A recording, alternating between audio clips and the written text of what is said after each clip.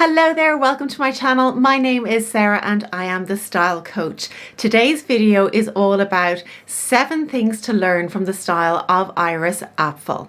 Let me know in the comments below if you're also a fan of Iris Apfel, her style, and let us know what you learned from her.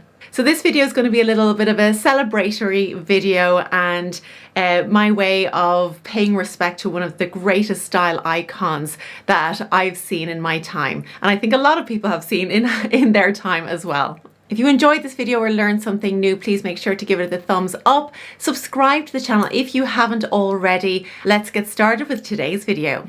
The first thing to learn from Iris Apfel is that she made this clear distinction between style and fashion. She said that you can buy your way into fashion, and she's so right.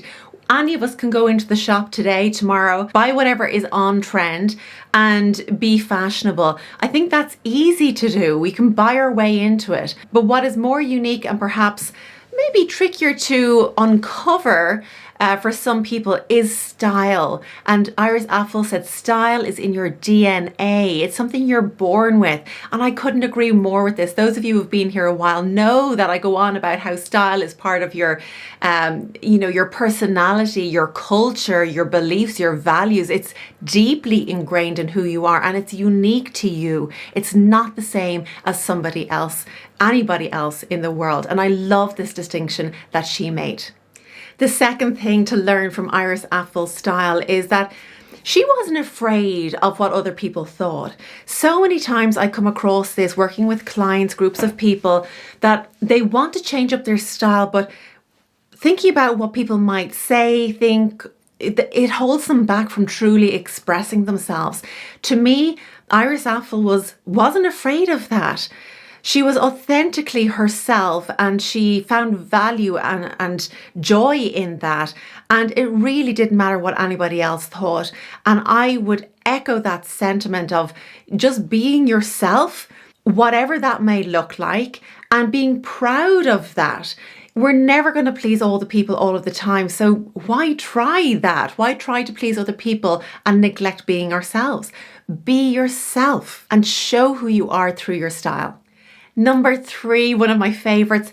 This is a woman who embraced color and lots of it.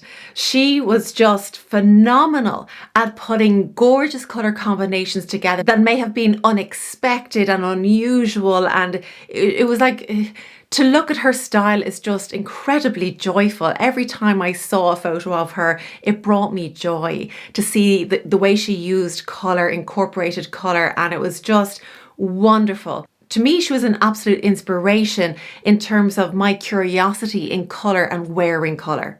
The next thing that we can learn from Iris Apfel's style is that style doesn't have to be this kind of pretentious, out of reach thing that only is for a certain group of people. Sometimes, even when I think of stylish people, I envision this kind of lots of neutrals, which I mean, we're seeing a lot of people just wearing neutrals and it can look incredibly chic, but I feel like I would be absolutely bored with that. With the lack of colour, it can be sometimes unapproachable, maybe is the word. Whereas when I see someone wearing lots of colour, I'm like, I want to get to know that person. It's this fun element to style that I see in Iris Apfel. And it took this kind of idea of being pretentious out of style and made it fun again. And I think that can be something that is missing sometimes and can be intimidating for people because they're so caught up in trying to get their style right. It becomes such a serious thing, and really it's not a serious thing. It should be a fun thing, a playful thing, a thing for, curiosity. And that's something I learned, which is of great value from Iris Apfel.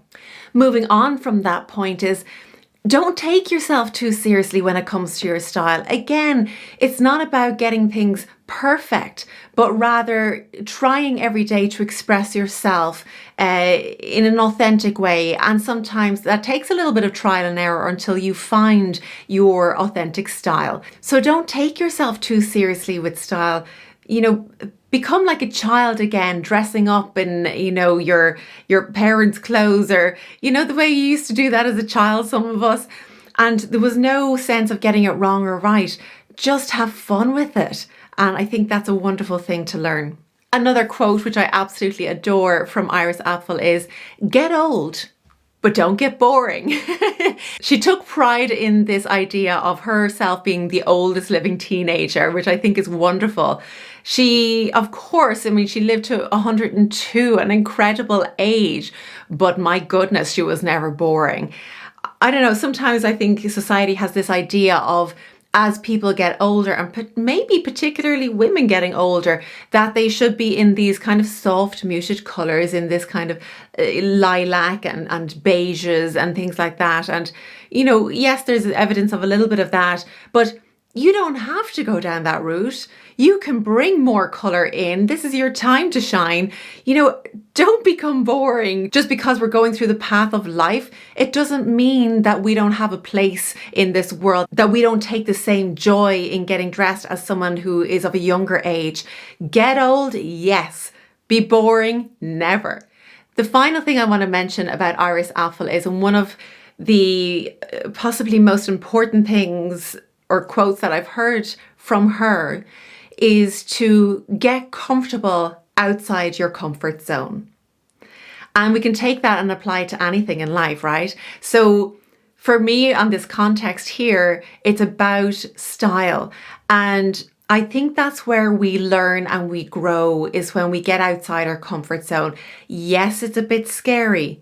And, you know, I see this when I'm working with people one-to-one or my online courses. Again, it's this idea of, I'm doing something new. I'm tucking this top in a new way. I'm wearing different colors that I'm not used to wearing. I'm wearing different shapes of clothing that I'm not used to wearing. You know, I say to people, desensitize yourself to the newness. Try it out, walk around the home, get used to this idea before taking it outside. Trying something new can be uncomfortable, but that's where the fun happens. That's where the growth happens. So to wrap up these lessons from Iris Apfel and her style is, get comfortable outside your comfort zone. Apply it to any aspect of life. And I think there's, you know, just a world of joy to discover once you get used to this idea of, you know what, it's new, it's scary, but isn't it exciting? And this is where the growth happens. This is where the change happens.